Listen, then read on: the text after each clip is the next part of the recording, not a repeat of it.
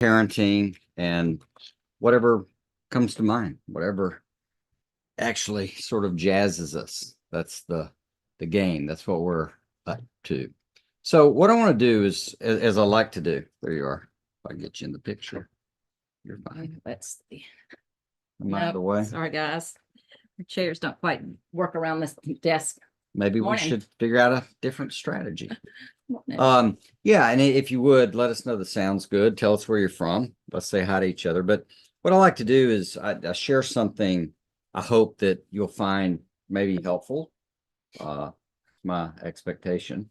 And as it can be a piece of the conversation, but something I think would be useful to understand. And what I want to talk about this morning for a little bit. Last week we did tantrums, so if you hadn't seen that, you might want to watch it. We've had some good feedback from that.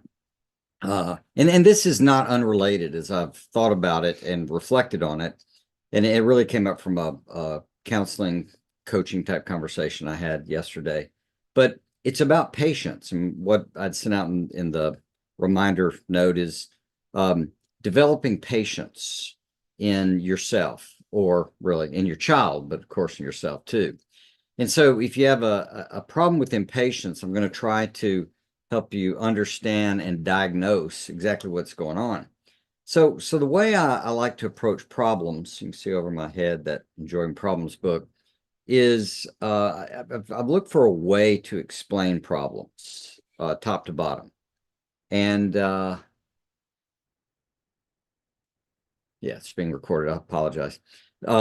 So I want a way to explain or understand problems that work for parenting, building the pyramids, fixing a underwater pipe problem in the North Sea, redesigning a department of the government, how to have kids eat better meals. It's all the same process. And the process is simply that you want to figure out what you want. You want to make observations and see what you're looking at.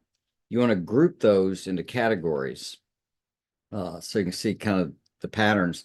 And then you want to explain how it works, the logic of the game, because that logic of the game actually allows you to understand how it works. So at that point, you can start solving the problem, but you solve it with a better goal, what you're aiming for. So I like to look for a solution that lasts forever.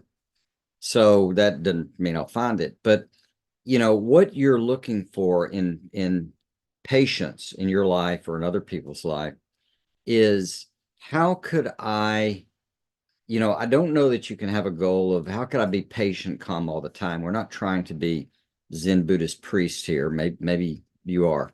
But what we're looking for is the ability to generate patience whenever I need it, right?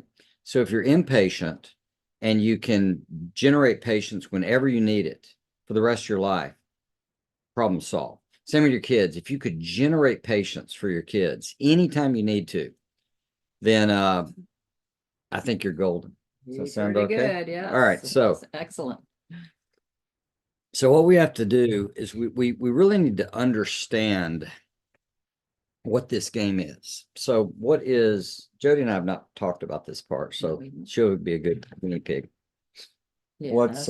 What's patience or impatience, or just think about kids. Say when they're impatient, what's going on? Well, What are you're the wanting pieces? them to wait nicely. Well, if you weren't in the room, okay, they would still be impatient. So just in their impatience, well, what's going on? Like they want I get we have another problem, which is you don't want them to be impatient. So that's a third problem. But when they're impatient, or any human, what's going on? We want something and we're not getting it, or we're not getting it fast enough. Yeah, so we want something and we're not getting it, or we're not getting it fast enough. Okay, the way we fast enough. So we're impatient because what do you mean by fast enough? Like if they know they're going to get it in 30 minutes, but they're still impatient, how would you explain that? They want They it would faster than like it 30 even minutes. faster. Right. How about 15? If they're impatient, I mean, I think I didn't look up the definition. No, you're doing but I great. think, yes, you're still being you're impatient. honey, what you're doing is I'm wanting to walk through just thinking it through because I've thought about this a You're few more still wanting minutes. it faster. Well, you really are going to want it now. Okay, well, yeah. It's not even sooner than you want. It's actually now. Okay. And then you just have things like you call it instant gratification, or I might call it immediate or something like that. But it's that game that's in play. That's where the real struggle is in this story. So they want something and they want it now. Those are kind of the two ingredients. And so I want to show you how to think about this, or our way I'm thinking about it. So we're thinking out loud. I could be wrong. I wouldn't bet on it, but I could be wrong. But so yeah, so here now on this, on something like I can be I'm wrong. not saying forever. I mean, for everything. On everything. Everything. So on this camera, and have a little light on it. Yeah. So I've got this relationship between what you want and the time it takes. And so what we're looking at is you can go from like to obsession in what you want. I guess love might fit in the middle. And this is, I mean, look, this isn't here. This is copyrighted, right? Just in case. All right, but this is just thinking out loud. This isn't written in concrete or anything, but it goes from like to obsessed in terms of the degree. I'm going to play degree of want here. And then time, it goes from 0 to infinity, which would mean forever. In other words, it's going to take a moment or it's going to take forever. And in that game, I think there are four ways these quadrants play out. And I would put in the bottom left actual patience, the way we mean it. So the person is patient, who is, they desire it. It's in this lower range. They desire it plenty, let's say. They'd like it. And the time it takes is, I'm going to call this reasonable, right? So it's got a reasonable kind of fixed number understanding. And when we basically would like something and we accept how long it'll take to get it, we can be patient. That's patience, right? Yes. So on the other extreme, though, if we really, really, the more intense we want it, and the fact that it'll take forever, if we get on that extreme, that's where we're going to put impatient.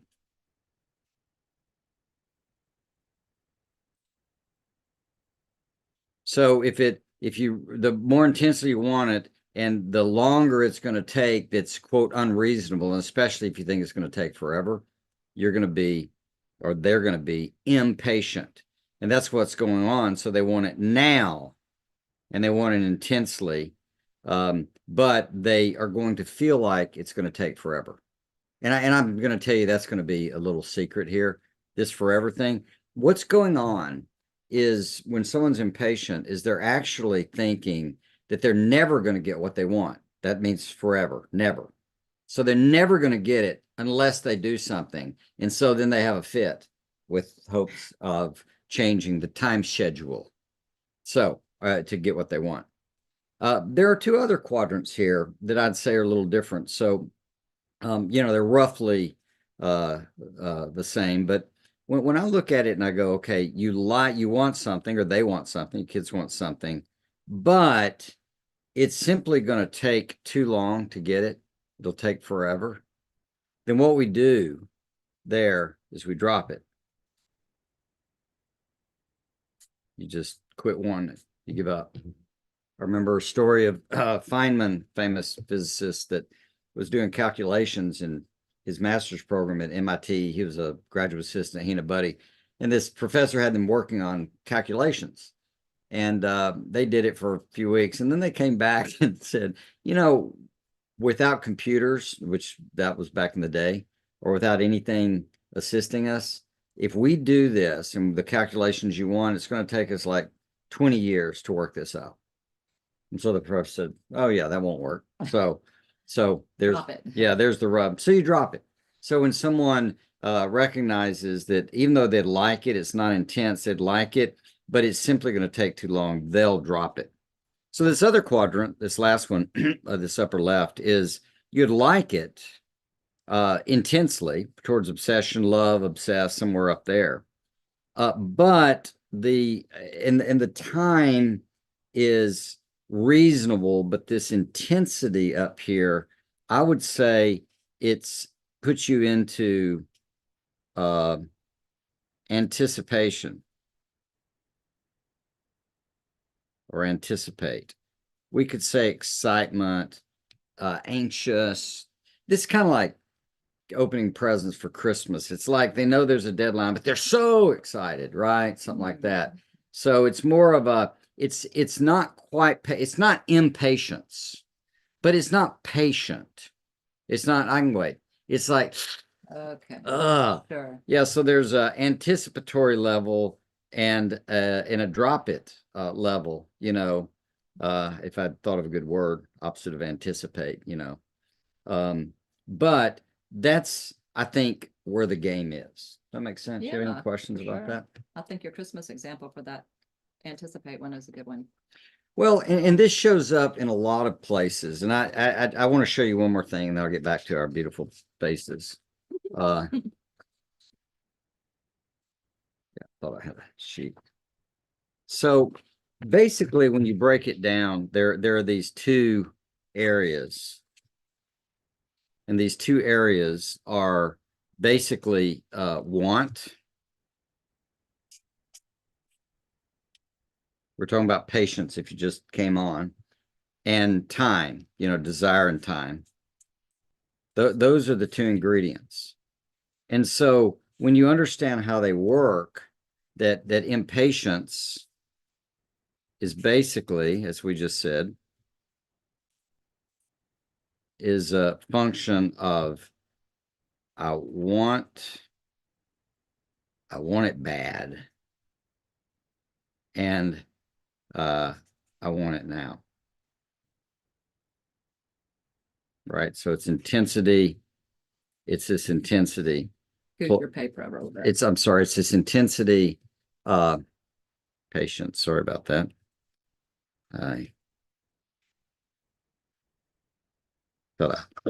So impatience. You have impatience, want it bad, want it now type thing. So it's this relationship between these two.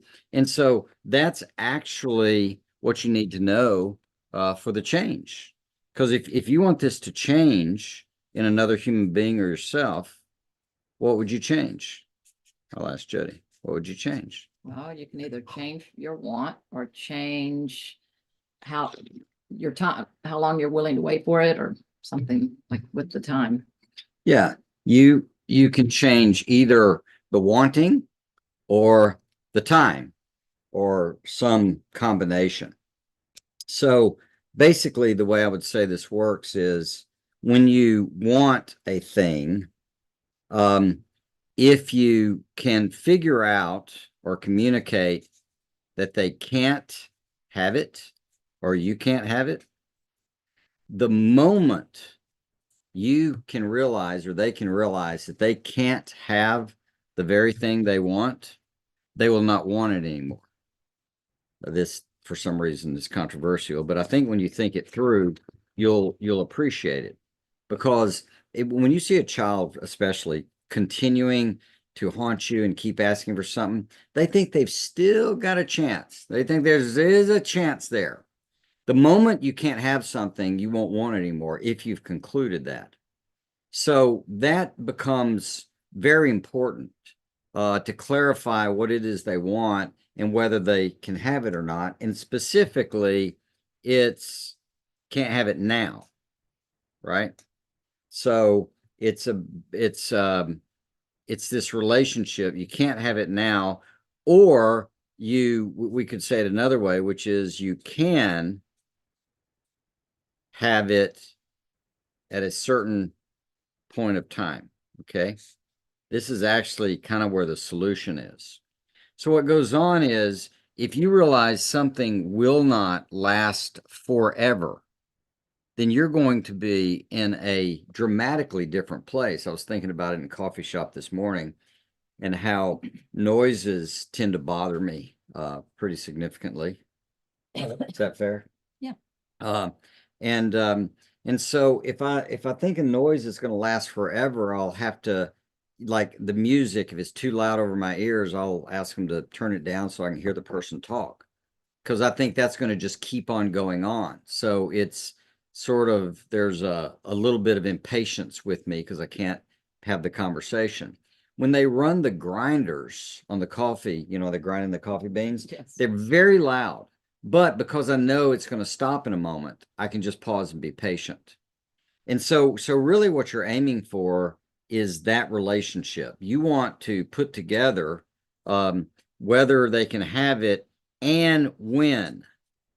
So if somebody knows that they can have something and when they can have it, they're going to be patient. It's going to be reasonable.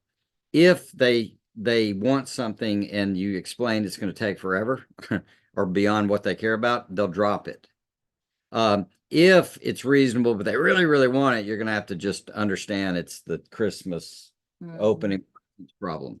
And then the impatience is because they want it and they've fallen into wanting it now. So a lot of the solution, honestly, is strictly to give someone a time frame. So I'm going to give you one last illustration. Let's see if I can switch off all these pictures now. And yeah, so one last illustration of where this played out for us growing up. Traveling across country. Kids commonly say, "Are we there yet? God, it's boring. I can't stand it. When are we going to get there?" And all this crisis. And what we started doing was get in the car and I'd say, "Okay, kids, if it was a long trip, if it was a short trip, I'd use the number 10, a long trip, 100. And I would say, we're on 0. And at 100, we're going to be there. Okay. And so we drive away. Where are we? We're on 15. We're on 15.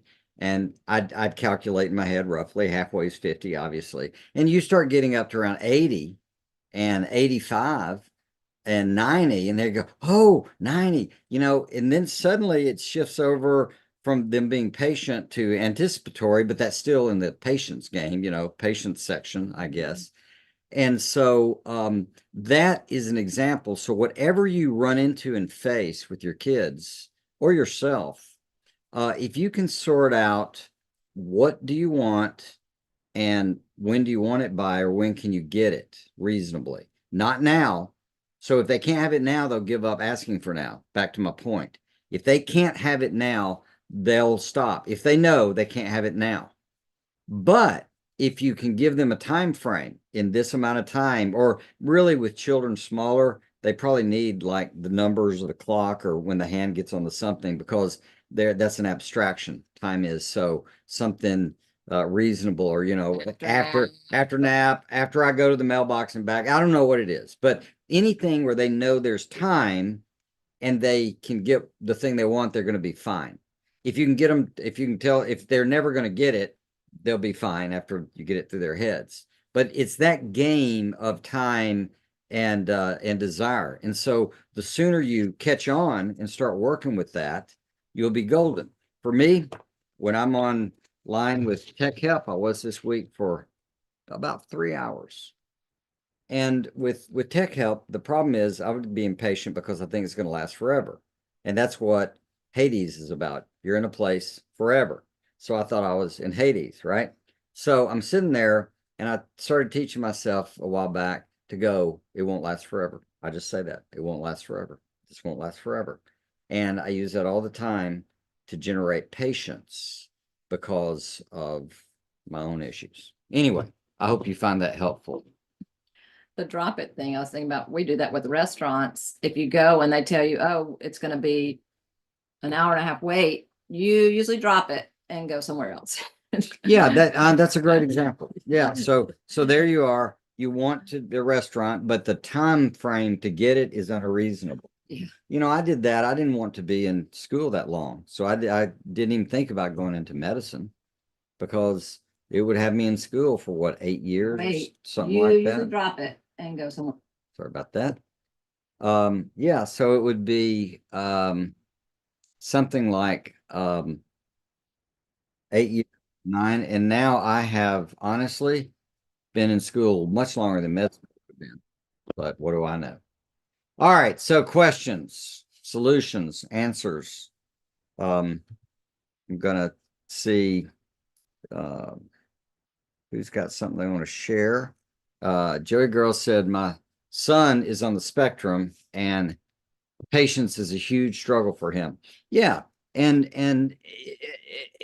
the so on the spectrum, part of the game, just like it's similar to ADHD and other things, and I'm not exactly an expert on this, but I have, a bit of experience and y'all can help, Pitch in. yeah, pitch in and clarify things for me. But what governs a lot of this stuff is what they call executive function in our brain. So this is about decision making and choices. And when you're caught in not being able to exactly understand the nature of time, so that's why little children are more impatient because they don't function that way, or as well. Any of that is still, it's the same story in play. And like Jody was saying, a lot of what we found is if you can generate a sequence for them so they know this comes next and this comes next, that is actually a way for a child to understand time. They don't have to understand the clock abstraction, but they know this and this and this and this because it's all, that's how the logic of thing works through time. Or we might do a story. There's a hero, the hero wants something, uh, somebody interferes with them getting it.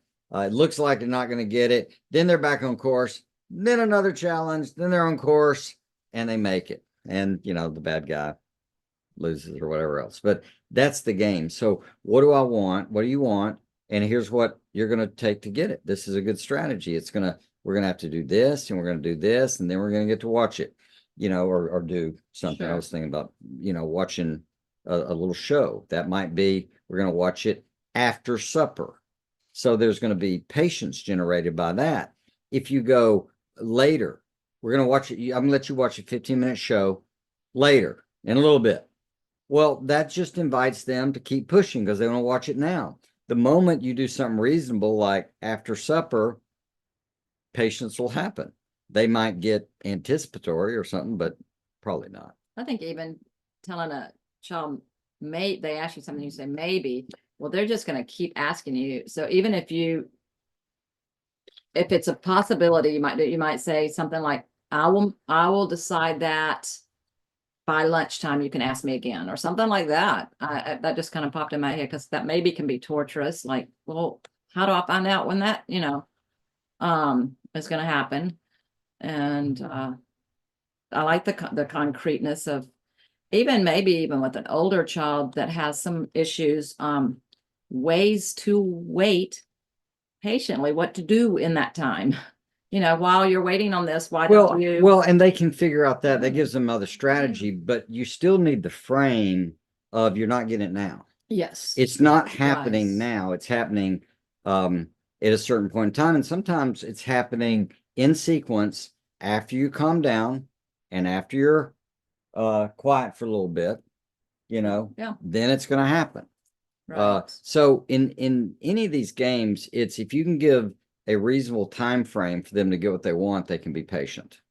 If they're not going to get what they want, you need to make that clear, and Yes. they'll go on to something else. If it's an unreasonable time frame, they're going to be prone to battle against that.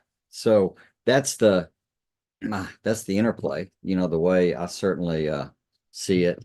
But if I had a child on the spectrum, that's what I would try to honestly work with more sequencing in the day where we're doing things. You probably already know this, but even inside of that, there are going to be activities that are sequenced. Like, so knowing we're going to have lunch at noon would be one thing, but lunch after completing math like we had.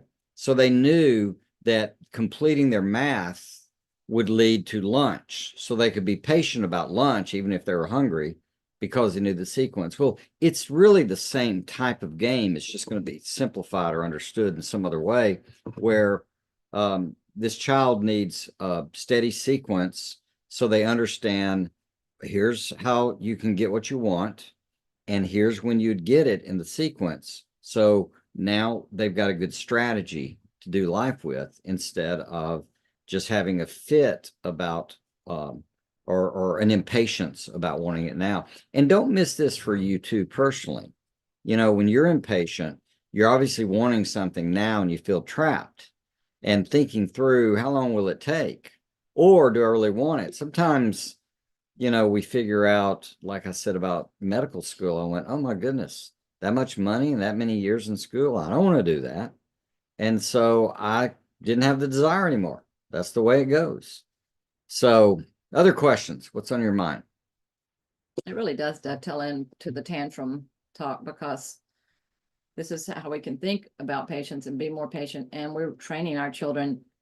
You're not going to get what you want by throwing a tantrum, but we will give you some skills, to work on what you want and to learn patience. Do you remember any examples growing up with the kids kind of having to figure out how to be patient about something?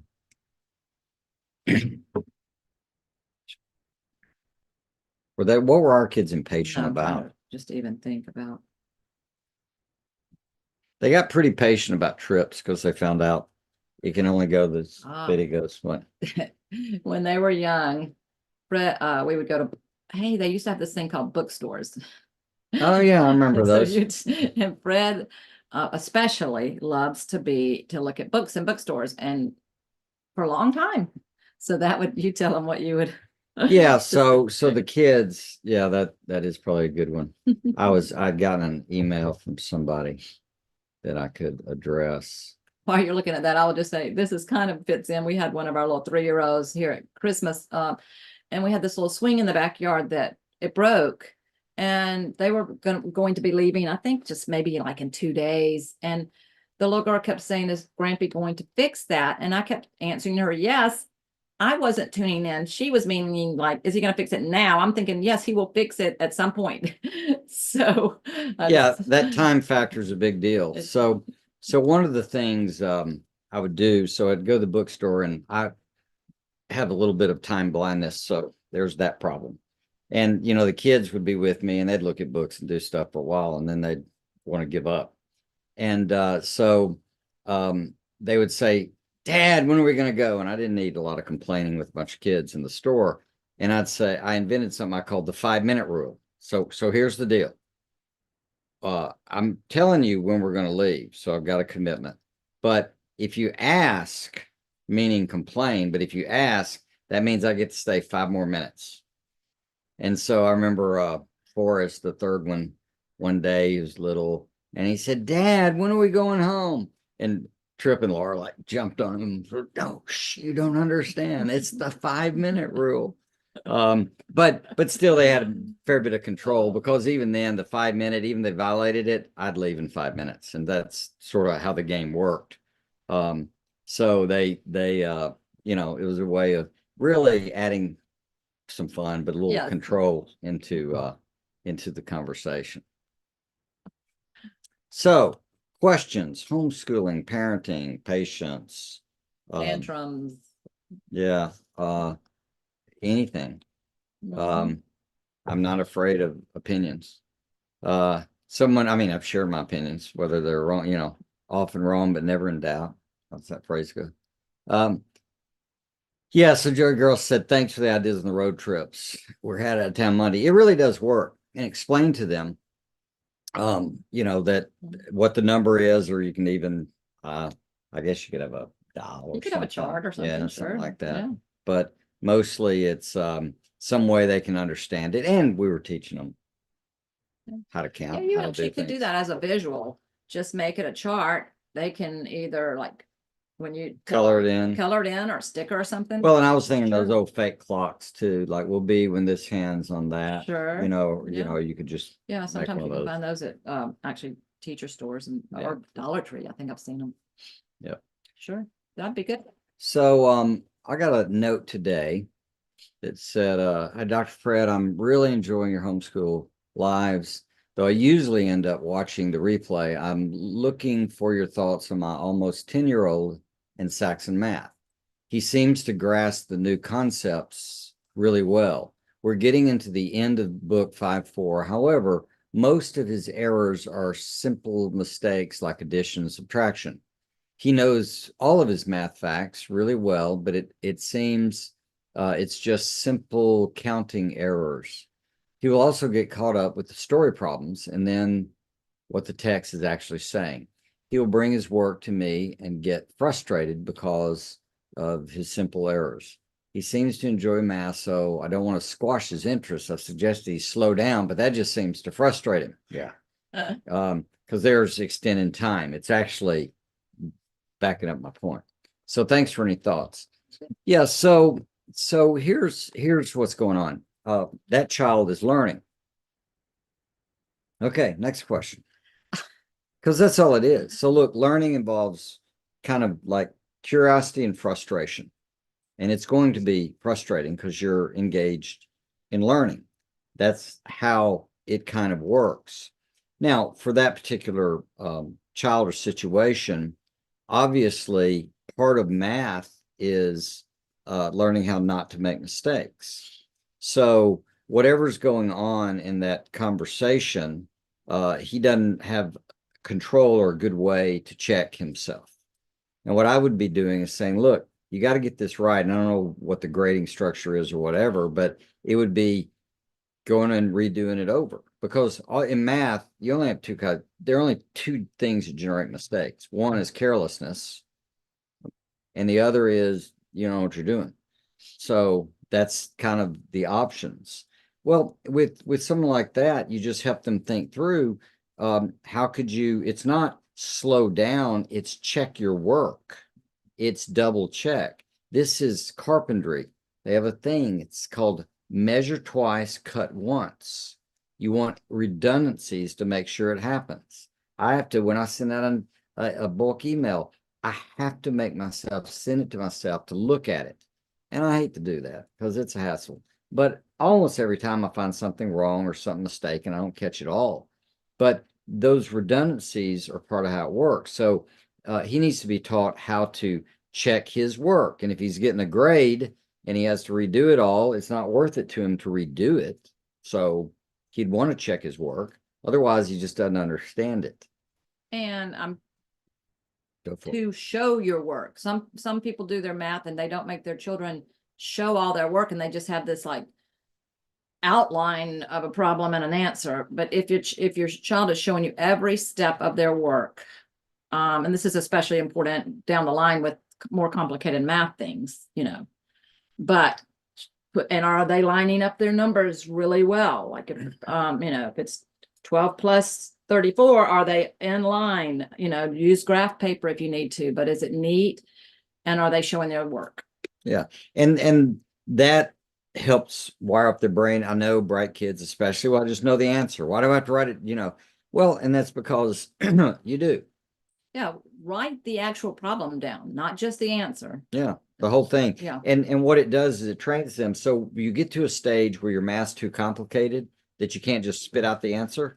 And then you get credit because they can see what you did, and you can learn because you can see where the mistake is.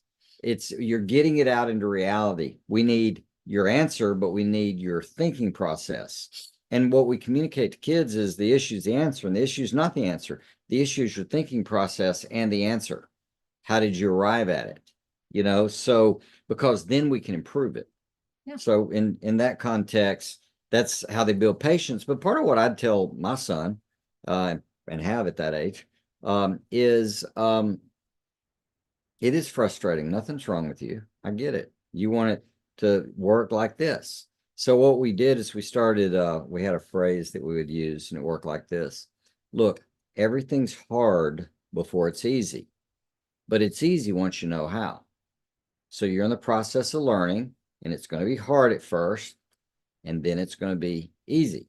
once you get it down. Just like with him, I'd say, just like your math facts. When we started doing math facts, could you do your math facts? No. Can you do them now? Yes. Was it hard at first? Yes.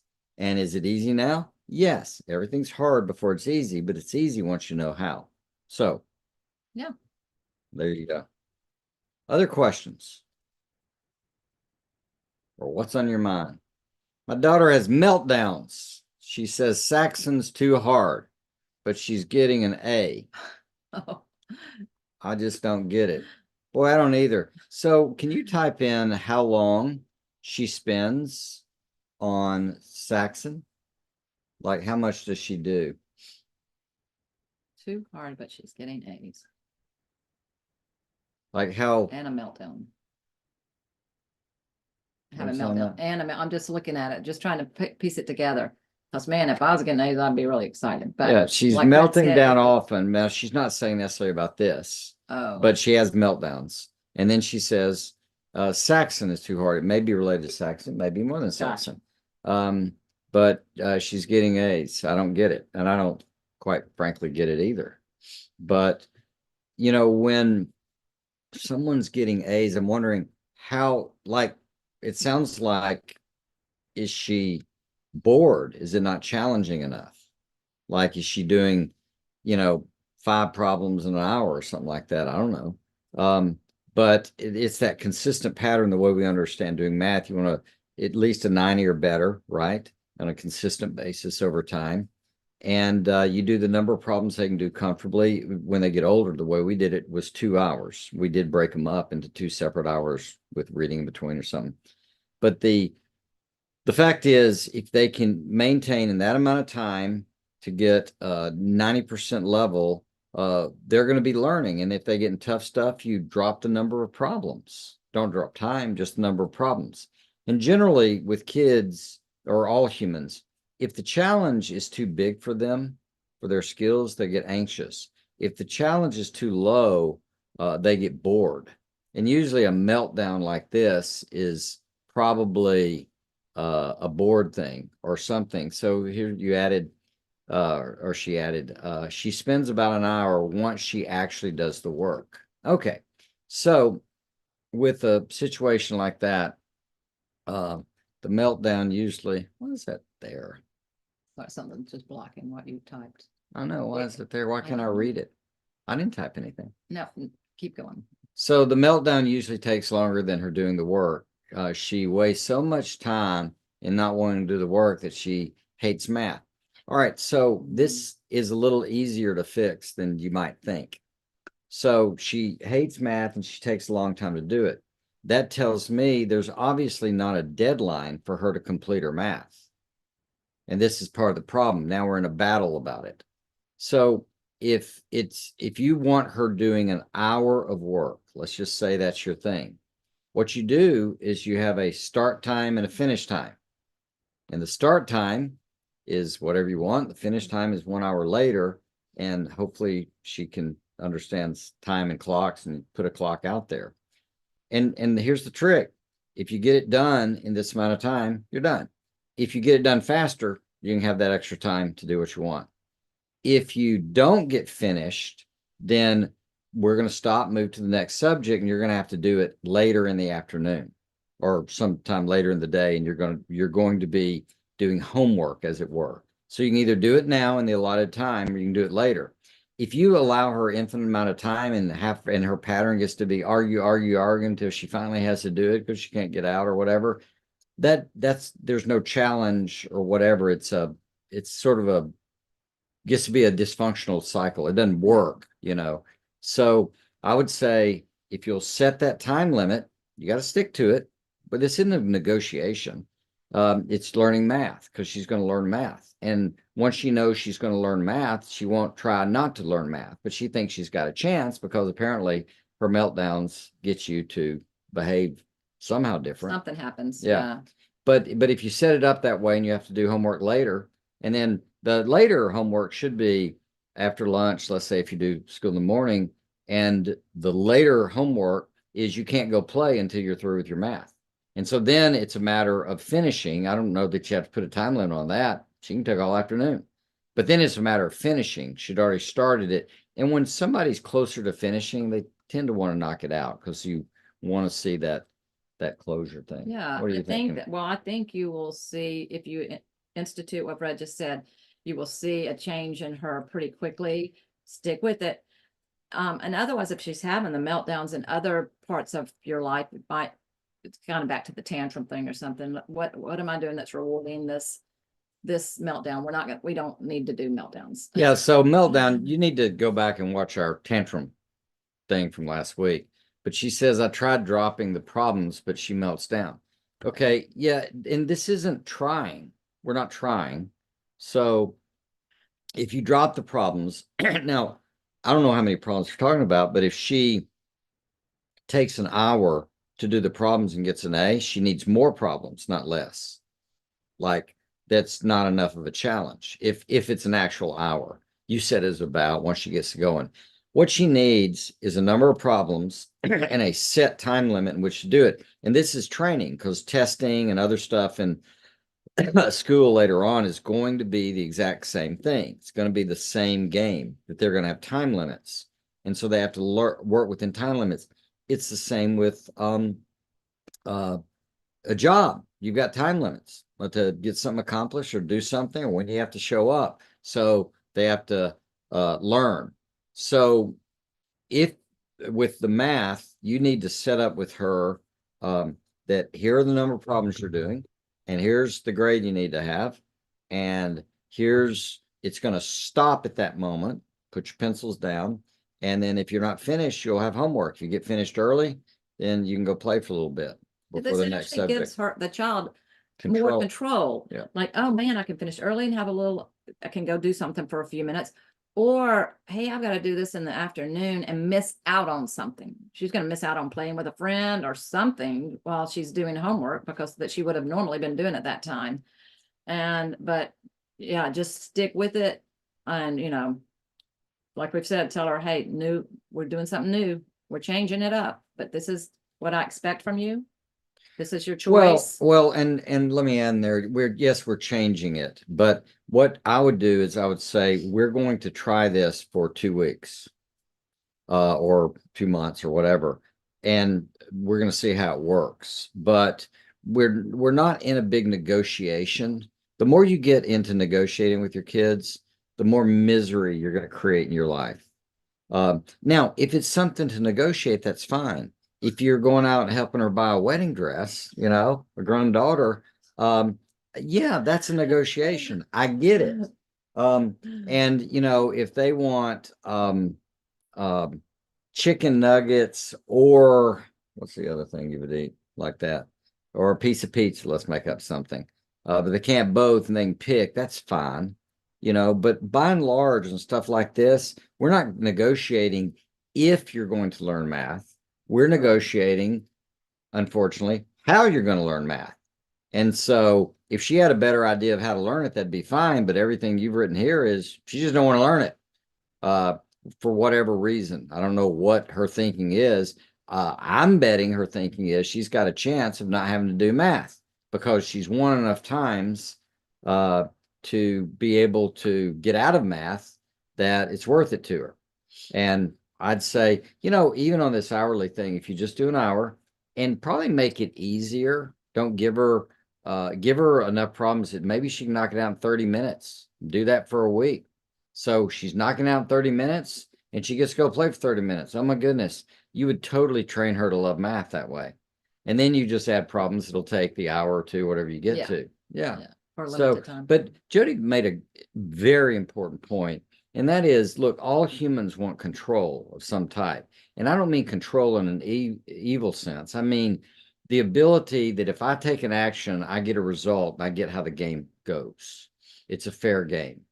That's why, I don't like to play luck games. They don't make sense to me because I can't do anything with them. I felt that way. I'm sure there's some strategy in backgammon, but I never liked it. Candyland, I don't think that's a thing for me from watching you all from afar. And as a kid, I thought the rabbit looked creepy. So there's that. But yeah, so that's sort of the nature of the game. that you want to give them that empowers them to have control to get somewhere. She has the ability to learn math. She has the ability to make this pleasant. She has the ability to get through early and go do something else she'd like to do. But not doing it is not going to happen. We don't negotiate on, I hope, baths. You take a bath, at some point, once a week, once a month. Yeah, that's not a negotiation. That's just what kind of struggle we're going to go through to get you to bathe. Well, they love to bathe. Well, more power to them. Some kids love math too, and they can learn too. But there are things you already have that we're not negotiating this. Right. We're going to grandma's. We're not negotiating. So that mindset of understanding you're the parent, they're the kids. When they grow up, they get to be the parents. They can run it how they want. But in this system, we're trying to be wise and do the best we can because you're kids. And this is the game plan. We're going to get you to be happy adults because we're going to get you ready for it. Math is going to be one of those handy things. It's going to teach you logic. It's going to teach you about absolutes. And it's going to equip you if you want to go in STEM studies or something else. And for sure, it's at least going to let you not get ripped off at a store or a restaurant. So how's that? I'm just going to add something in, not to take away from I think try what we've said first, but also with just the meltdowns, you can go back, what we've talked about this kind of thing before. We're not going to do meltdowns. We're not going to, now if you go for a week without having a meltdown, explain what I mean by meltdown. Then on Friday, we will go get some pizza, ice cream. Yeah, or even, I mean, this goes back to last week's thing on tantrums, but even on math, I could see, hey, I tell you what, if you do math without meltdown, so the way we got it set up, you get an hour, we'll do in the afternoon. If you do it, let's say you do a 5-day week, you do it 4 days in a row without a meltdown, you get Friday maths off. Yeah. And even though, it's a weekend, you'll be fine. But it's like that'll, and it's not every week. You might do it for a couple of weeks. But once she actually experiences that she doesn't have to have a meltdown, she can get through it and life works out, they're usually fine. It's almost like they have to discover it, by experiencing it, like, oh, like a phobia. Oh, I got on the elevator and I got off and I didn't die. And I went across the bridge and I didn't die. So it's that kind of thing. Yeah. Yep. Okay. Any other questions? We got time for another question. And nothing's off limits, exactly. Because the reason it's not off limits, let me tell you this, and it's kind of important. It's because I can say I don't know.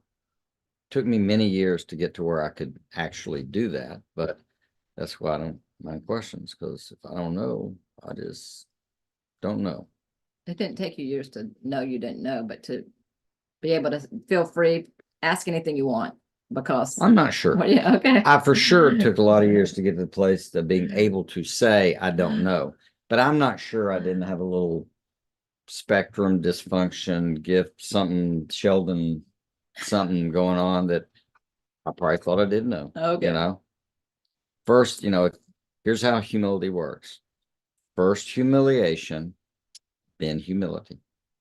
So that's just sort of the way the game, flies.